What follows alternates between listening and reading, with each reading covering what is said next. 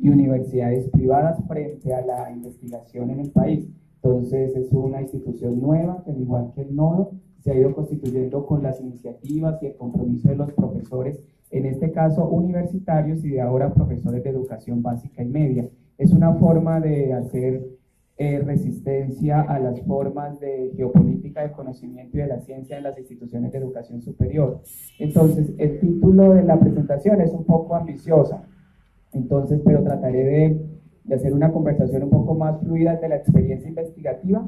En la actualidad también me desempeño como director de la maestría en ética y problemas morales contemporáneos de Uniminuto. Entonces trataré de articular varias cosas como con mi quehacer cotidiano. Entonces, vamos a la siguiente. Cuando uno escucha lo que están ustedes trabajando, lo que han hecho, los esfuerzos y compromisos que han ido haciendo para poder organizar un grupo de investigación, un nodo, una red, y los tiempos que han tenido que ustedes colocar de su vida cotidiana, de su trabajo profesional, de sus horas de escuela, entonces uno se pregunta sobre el alcance de la investigación y qué es investigar en Colombia y qué es investigar fundamentalmente en educación básica y media. Tal vez los profesores universitarios, dada la organización del sistema de ciencia y tecnología, lo que ha sido Colciencias, tienen como unos incentivos frente a la investigación distinta a los que tienen los profesores de educación básica y media, que de cierta forma genera una desigualdad frente a lo que representa la investigación en la cualificación de los profesores. Entonces, en un primer momento se entiende la investigación, dada la escuela moderna y toda la influencia de las ciencias positivas sobre la investigación, se entiende que la investigación es un proceso sistemático, riguroso, metodológico, de conceptualización, que en algunos casos toda esa estructura de investigación es muy difícil conectarla con las experiencias y las prácticas pedagógicas de los maestros. Por ejemplo, muchos de ustedes han hecho investigación, digamos, cuando hacen su programa de posgrado, su maestría, su doctorado, es una de las formas como ustedes investigan. Hay otra de las formas que ustedes investigan que tienen que ver con su práctica pedagógica, es decir, sus proyectos de aula, sus iniciativas con los estudiantes. Entonces, en ese sentido, surge la pregunta de qué es investigar en el actual contexto nacional. Es decir, por un lado, la geopolítica del conocimiento señala unos estándares de investigación, de formatos, de requisito, de validación de instrumentos, que en ocasiones lesiona los intereses y la práctica investigativa cotidiana. Es decir, un profesor en aula, pues no, o sea, para hacer una investigación no necesariamente necesita levantar un estado del arte, hacer una revisión bibliográfica de una cantidad de acontecimientos, sino que solo tiene su práctica, ¿cierto? Su única materia para trabajar es la práctica cotidiana, su aula, su escuela, sus estudiantes, sus proyectos extracurriculares. Entonces, la investigación ha tomado una tendencia bastante instrumental, al punto de reducir la investigación a los procesos instrumentales de instrumento, que si bien son necesarios, pero no son suficientes y no dan cuenta necesariamente de problemas reales. Entonces, la pregunta por el investigar es una pregunta como lo entendieron los griegos como en el asunto más básico del asombrarse del mundo. Es decir, la investigación es el momento mediante el cual un agente, un observador, le hace preguntas al entorno, a su entorno cotidiano, le hace preguntas al aula, a la escuela, a los estudiantes, la familia, y a partir de ahí inicia un proceso de conceptualización. Solo que la investigación ha tomado una tendencia bastante formal, que si bien es importante, pero no es suficiente. Es decir, frente al sistema de ciencia y tecnología se ha ido dando una tendencia, no es solo una tendencia nacional, sino es una tendencia internacional de ligar la investigación a la instrumentalización de los objetos de conocimiento. Sumado a ello, la depredación de la ciencia, es decir, si bien, digamos, en el actual contexto, la ciencia y la investigación en ciencias aplicadas, en ciencias naturales, en otro tipo de ciencias, lo que podemos llamar formales, ha ido depredando de cierta forma investigaciones en el campo de las ciencias sociales, las humanidades, que quedan como a merced de toda una ideal de sociedad instrumental, ¿cierto?, que va depredando ese tipo de saberes.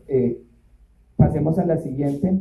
Entonces, hay una pregunta fundamental que tal vez que abre una brecha de desigualdad entre lo que hace la universidad y lo que hace la escuela, que es el propósito de la investigación.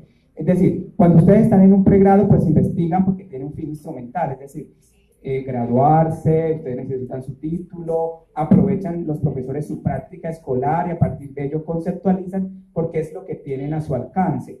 El asunto es si la investigación transforma nuestros contextos cotidianos, es decir, si enriquece nuestra práctica pedagógica, nuestra didáctica, o si la investigación pasa por el currículo, es decir, muchos de ustedes tienen iniciativas pedagógicas que unas instituciones las valoran, las identifican y la incluyen y la organizan dentro del currículo de la institución. Pero en otras ocasiones, la investigación universitaria, digamos, cuando ustedes hacen un programa de pregrado, de posgrados, pues se queda en los repositorios. Ustedes entregan su formato, se quedan en los repositorios. Lo mismo pasa con las convocatorias que hace el Estado y sus distintos entes de convocatoria, conciencia, las organizaciones internacionales.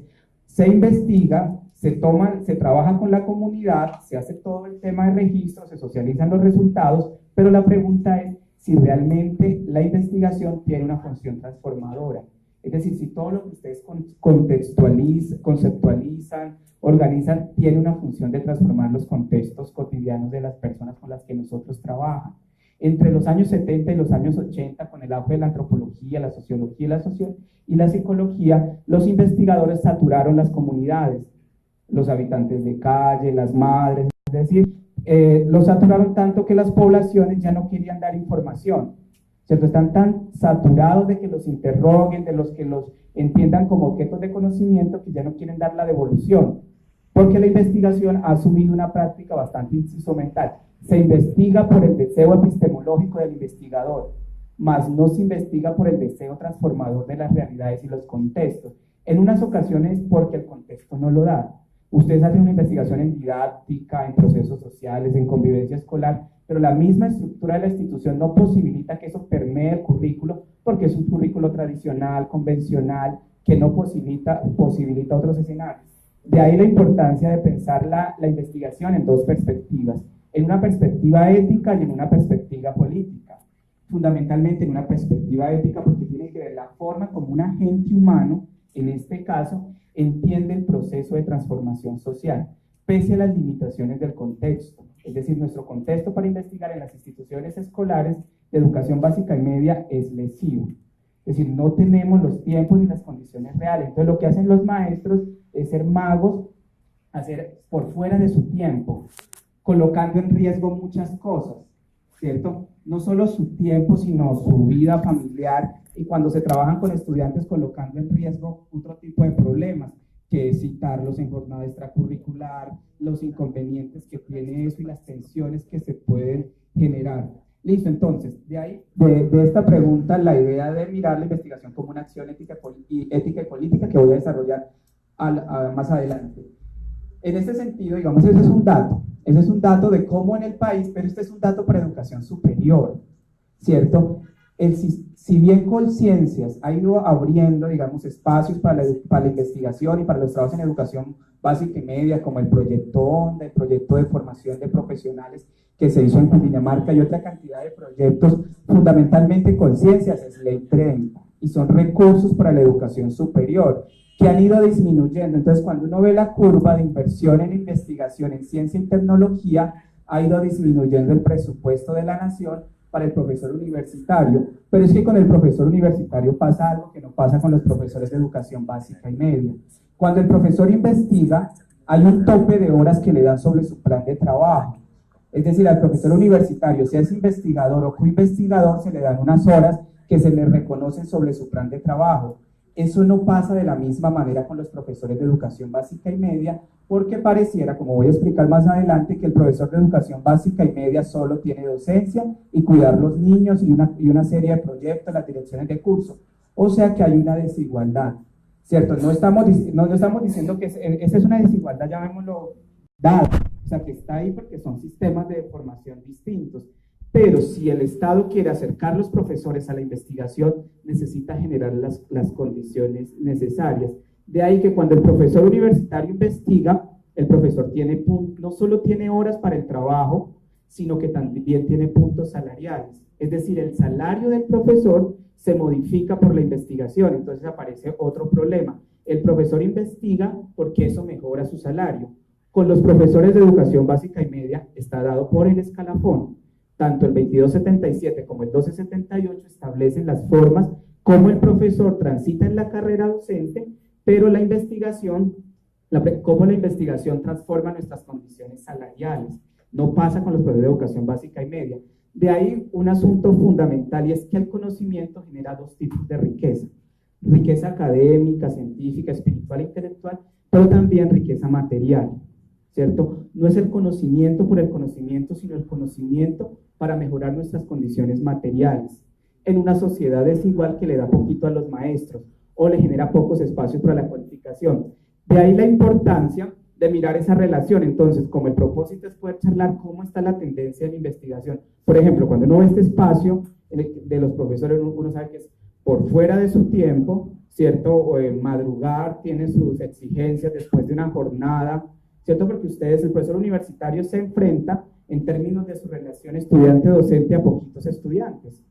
Por ejemplo, un profesor de ética que para completar más de 23 horas de la asignación tiene que tener alrededor de 600, 300, no sé, dependiendo del número de estudiantes, es decir, la carga que tiene en términos de su relación docente-estudiante es mucho más amplia porque es solo una horita de ética, ¿cierto? Entonces hay profesores que transitan por todo el colegio porque necesitan darle una cantidad de horas que permitan justificar su asignación laboral. Listo, siguiente.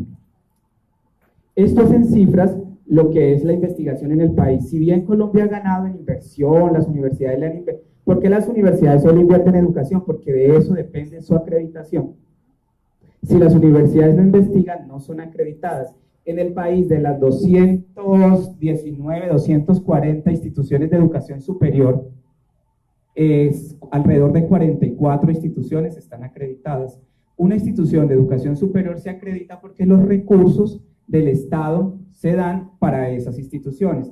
Institución que no se acredita, institución que no va a poder participar de los recursos del Estado, al menos, pero el Estado diseñó otra forma para poder asociar las que no están acreditadas con las que están acreditadas, para poder generarles recursos. Pero eso, aun cuando la curva muestra que se disminuye pero se gana, Colombia todavía es esta chiquitica. Este es un corte de investigación a 2016, es decir, es sobre el presupuesto que se invierte en educación por cada millón de habitantes. Es decir, está Finlandia ya, ¿cierto? Y estamos nosotros acá chiquiticos. Estamos hablando que es por millones de habitantes, porque, por ejemplo, Brasil llega a tener alrededor de 230 millones de habitantes, más o menos tiene Brasil.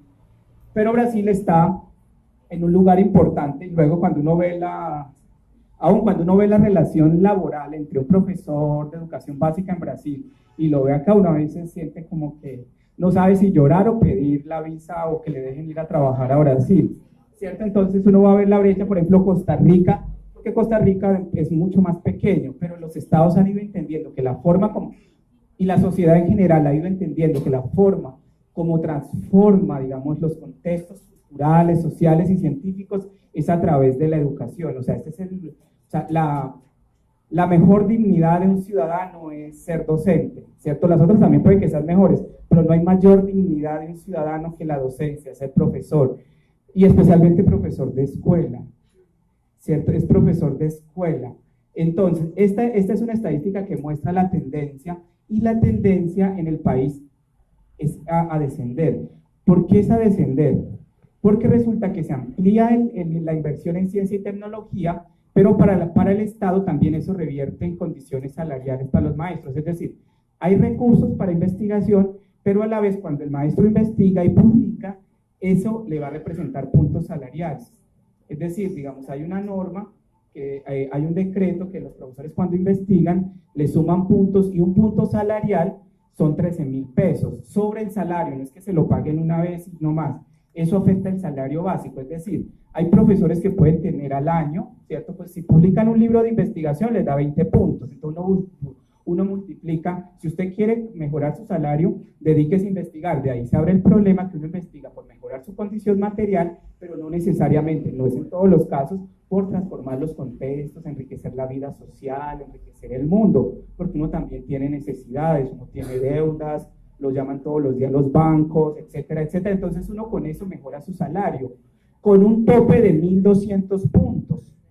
Entonces uno multiplica 1.200 puntos por 13.000 más la asignación, entonces el profesor va publicando, pero antes publicaba usted en cualquier lugar y le daban, ahora no.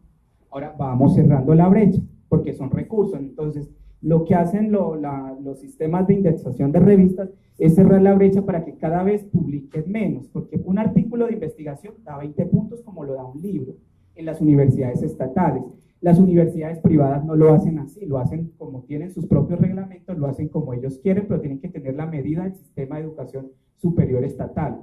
Entonces ellos asignan los puntos como quieren, o dan bonificaciones, o dan incentivos, pero el Estado lo tiene que hacer por puntos. Y el Estado aumenta el punto salarial. Entonces uno digamos, se aterra y dice, ¿cuánto puede ganar un profesor universitario? Hace poquito, hace 2 años, Semana publicó uno de los salarios y muchos de los profesores se escandalizaron, ¿cierto? ¿Cuánto cree que puede ganar un profesor universitario con alta trayectoria, con hartos libros?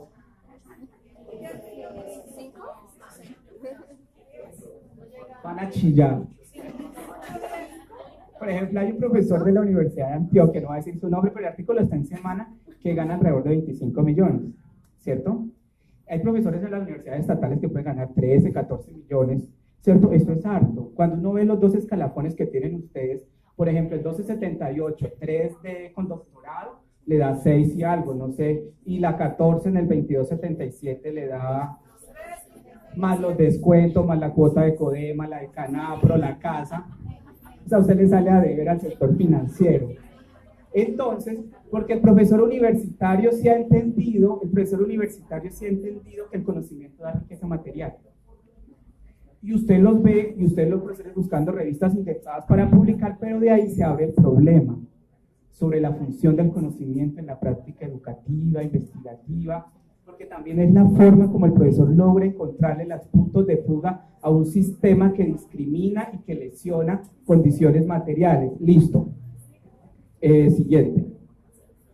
Ahora, en ese caso existe una tensión. Traté de organizar esta exposición, mirar un poco la relación, no para que sintamos que los profesores universitarios tienen mejores condiciones, ni para desanimarlos, sino para señalar que hay una desigualdad, en términos de nuestro quehacer. No somos docentes universitarios, algunos trabajan en la universidad porque los profesores, para poder medianamente organizar sus sueldos, salen de un sitio, corren para el otro, saltan la reja del colegio para llegar al otro colegio privado. Entonces, esto es una odisea por nuestras condiciones materiales. No es por la educación, no es por el amor a los niños, tampoco. Sí, eso está ahí, porque está inmerso, pero uno salta la reja, es porque hay un asunto de condiciones materiales desiguales, muy desiguales. En esa relación universidad, el contexto de la universidad para la investigación es favorable, porque la universidad está sobre 3 ejes fundamentales, esta y toda la universidad: docencia, investigación y proyección social. Es decir, esos son los ejes fundamentales de la universidad. Pero la universidad también trabaja con profesores investigadores, es decir, un profesor, si quiere dedicarse solo a ser investigador, la universidad lo deja solo para ser investigador, ¿cierto? O le da sus horas de docencia, o lo deja en actividades de proyección social. Con nosotros no pasa eso, no le dice al rector, me puedes asignar este año solo investigación porque quiero transformar el currículo de matemáticas para el año siguiente. No pasa. O sea, no se puede. Entonces, acá hay unas condiciones favorables, pero la escuela, como siempre ha sido, digamos, la escuela no es, o sea, la escuela es nueva. Cuando uno piensa en la historia de la escuela es un bebé todavía. La escuela es el resultado de la modernidad y es el resultado del Estado Nacional. Cuando caen las monarquías, cuando aparece el Estado Nacional, la escuela aparece, pero no sobre el romanticismo, sino sobre unos supuestos, digamos, de control, de organización. Todavía sigue teniendo parte de esas funciones que se ha transformado por la forma como los maestros han enriquecido la escuela. Pues la escuela es un fenómeno pequeño, corto, no es muy viejo, o sea, no tiene una larga data. De ahí la importancia que la escuela no se estudia como un objeto, la escuela se estudia como una práctica. El estudio de la escuela y lo que pasa en la escuela es el estudio de la práctica. Pero la escuela ha ido entendiendo que también hay, en el investigar y en el conocimiento hay una función transformadora. Por eso la escuela, por un lado, la investigación es un desafío y investigar coloca en tensión la escuela. Todo lo que ustedes hacen de su proyecto Morfeo, lo que comentó la estudiante, colocan en tensión la escuela porque cuestionan parte de sus fundamentos y parte de su organización. Todo porque estas iniciativas también generan recelo entre los otros profesores, porque hay una función que es estar cómodos en la escuela, ¿cierto? Asumir las horas de docencia, organizar el plan de estudios, hacer todo lo que hace un maestro, pero lo otro es incómodo en la escuela. Cuando el profesor está incómodo en la escuela pasa esto: se organizan, sistematizan, se movilizan, organizan colectivos, porque está la escuela, les da también la forma de estar cómodos. Tienen su salario, ¿cierto? Mal o bien los maestros, no en las mejores condiciones, y eso genera recelo. O sea, estar acá es un asunto de rebeldía, de desafío, de tensión, de cuestionamientos, de interrogar a la escuela. Pero entonces, en muchas instituciones se han organizado, por ejemplo, la 115 establece un 80% de áreas del PI, que son áreas del currículo, y un 80% de áreas de la ley, ¿cierto? Las fundamentales y obligatorias.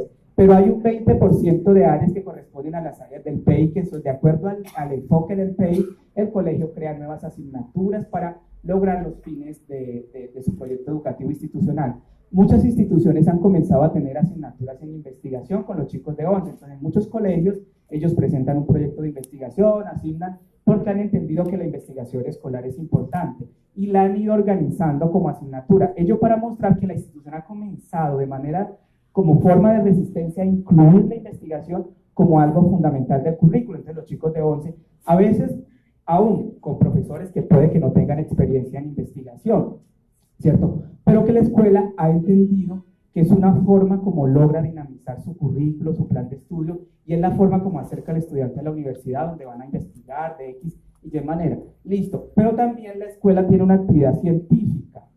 Es decir, digamos, la escuela está permeada por la ciencia, natural, social, formal. Es decir, la escuela, ustedes tienen jornadas de semanas de la ciencia, tienen laboratorios. Al interior de las asignaturas de ciencias naturales, ciencias sociales, los estudiantes plantean problemas, organizan. Es decir, que si hay una suerte de coincidencia en tiempos de espacio frente a las intenciones que tiene el profesor universitario y las que tiene el profesor de educación básica y media, que cree que los estudiantes deben interrogar el mundo.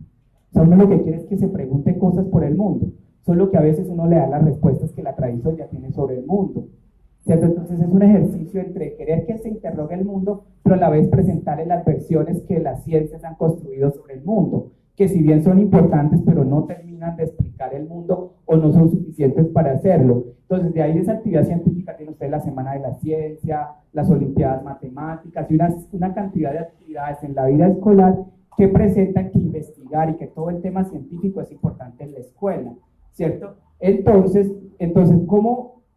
¿qué otra forma tienen los profesores para hacer investigación o hablar de investigación en la escuela? Los proyectos de aula.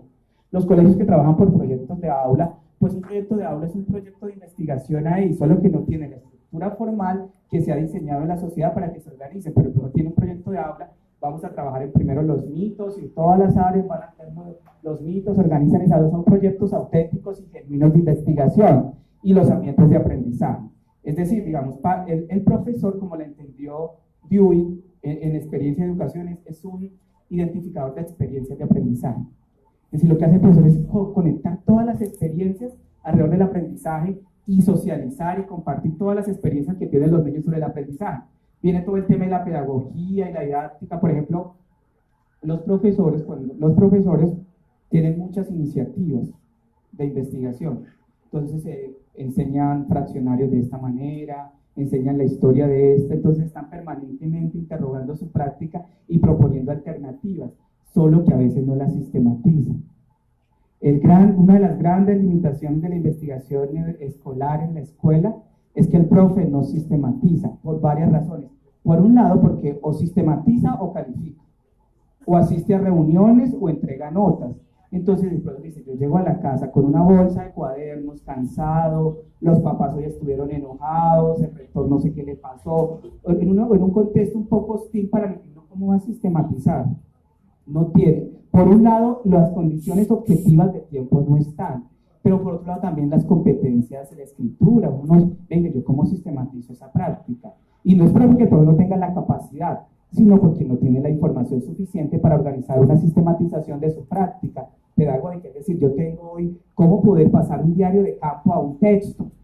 Entonces necesitamos herramientas, pero el colegio no va a decir, bueno, vamos a dar 2 horas de su plan de trabajo para que se puedan cualificar en sistematización de experiencias, ¿cierto? Porque no está, porque la escuela está sobre como si fuera una enorme guardería a veces, que los vamos a cuidar, los vamos a tener, y entonces, bueno, en fin, iba a decir otra cosa, pero entonces acá hay un asunto que es el maestro investigador. El maestro investigador, es decir, lo que estamos haciendo acá, todos los maestros están investigando, porque están interrogando su práctica cotidiana. Solo que esa investigación a veces no transforma el currículo ni lo de uno, porque es que uno a veces está cansado. Y también no investigar y no transformar nuestra práctica también es un derecho. Hay profesores que ustedes les preguntan, venga, ¿qué cosas nuevas tienen? No lo quieren hacer. Es moralmente justificable no querer hacer más cosas, porque hay unas condiciones que también son lesivas, pero hay otros altruistas, ¿cierto? Inquietos que quieren transformar su práctica, pero a veces uno investiga o desarrolla una actividad, pero eso no transforma el currículo. Es decir, eso no transforma mi práctica, y a veces siente un sinsabor que funcionó para este grupo, pero para este no funcionó. O sea, que el maestro siempre se está interrogando y está transformando como su práctica. Yo creo que la siguiente, ¿hay otra? Listo. Ahora, ¿cómo se publica en el país? Entonces, al comienzo ustedes les mostraban un libro que publicaron con ayuda de algunas organizaciones. Es decir, el gran reto hoy no es si tenemos condiciones para investigar. Hay unas mínimas, no suficientes para investigar. El asunto es cómo circula el conocimiento. Es decir, ustedes investigan, sistematizan, publicado en el libro, van a publicar Morfeo, cómo eso circula. Y hoy las formas de circulación son formas de circulación digital. Entonces, por ejemplo, las formas de circulación del conocimiento, cuando no estaba la escritura, pues la gente se comunicaba voz a voz y narraba. Hoy las formas de la escritura están dadas en los libros, pero no tanto hoy en el libro físico, porque la cultura está haciendo un tránsito al libro digital y a los entornos virtuales y una serie de objetos y dispositivos de aprendizaje que pasan por el tema virtual. Pero también eso genera varias dificultades, es decir, los profesores universitarios publican un libro, ¿cierto? Reciben unos incentivos académicos o un capítulo de libro o un artículo en una revista y reciben unos beneficios. ¿Qué ganan los profesores de colegios? ¿Qué ganan los profesores cuando investigan? Seguramente ganan la función más básica del conocimiento, que es la apropiación. Es decir, hoy los investigadores cuando investigan en revistas indexadas, esas revistas las alojan en repositorios especializados o en bases de datos grandes. Pero esas investigaciones se distancian de las comunidades locales. Es decir, los estudiosos del grupo que está en la mayor categoría con ciencias de matemática investigan, pero esa investigación no pasa por las zonas donde debe pasar. Es decir, porque tenemos la falacia del internet, no todo el mundo tiene conexión, ni en todos los lugares hay conexión, ni el tema digital es absoluto. Entonces, hay una distancia entre lo que producen las comunidades científicas y los grupos de investigación en las universidades con lo que pasa en los colegios, en las zonas más lejanas, o sea que el conocimiento se abre más la brecha. Es decir, entre más condiciones hay para la investigación, la brecha es más extensa. Es decir, porque no llegan a las instituciones escolares ese tipo de saberes, porque las comunidades científicas se han ido como ensanchando hacia arriba por el tema de publicar, por articularse con sistemas de parametrización internacional y desconociendo dónde deben estar esos contenidos. Entonces ya no se publica por transformar una práctica, sino se publica por no en todos los casos, sino por enriquecer como el ego del investigador. Porque Colciencia ahora clasificó los investigadores. Entonces está el investigador senior, o sea, el que ha dirigido tesis de doctorado, de maestría, que tiene muchas publicaciones, el investigador asociado, el investigador junior y los investigadores que son estudiantes de maestría o estudiantes de doctorados. Así lo registra Colciencias. Eso representa estatus. Pero sumado a eso no es suficiente. El mundo ha dicho que ahora no es que el profesor publique 20 artículos, sino cuántas veces lo citan. Entonces ahora, digamos, el modelo europeo de organización del conocimiento hace que los profesores, ahorita vamos a ver un poco cómo funciona eso, tengan su Google acá, sus 3 minutos. Listo. Entonces, en ese sentido, digamos, los profesores publican porque de hecho tienen puntos. Y ahora tienen que tener un índice. Ya no es que usted tenga 50 artículos en internet, sino cuántas veces han citado esos artículos. Entonces se llama el famoso índice H.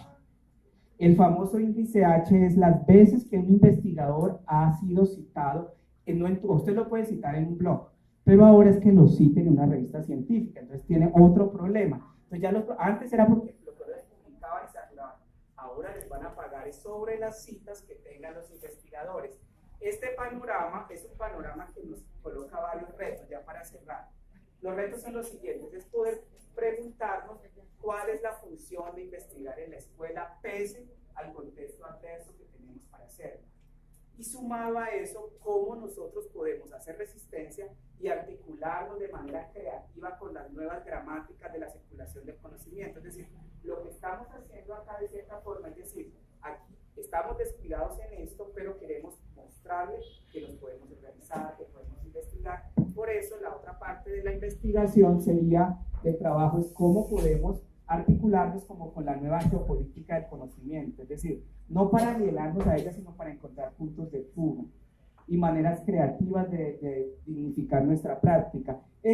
No es un estado del arte así, porque yo voy a presentar cuántos grupos hay en ciencias naturales, pero sí quería como indicarle que lo que estamos haciendo es importante porque enriquece el quehacer del maestro, su eticidad, su compromiso con el saber, es decir, que el estado de la investigación en el país es lesivo, pero nos abre también posibilidades y como organización tenemos posibilidades de avanzar, de enriquecer lo que hacemos y todo porque queremos una escuela diferente, al menos más rica, más dinámica, porque pues, no sabemos hacer otra cosa, somos maestros, ¿cierto? Usted no nos imagina haciendo otra cosa, no puede tener un trabajo alterno, ¿cierto? Pero uno no se imagina no siendo maestro, o sea, esto ya nos define.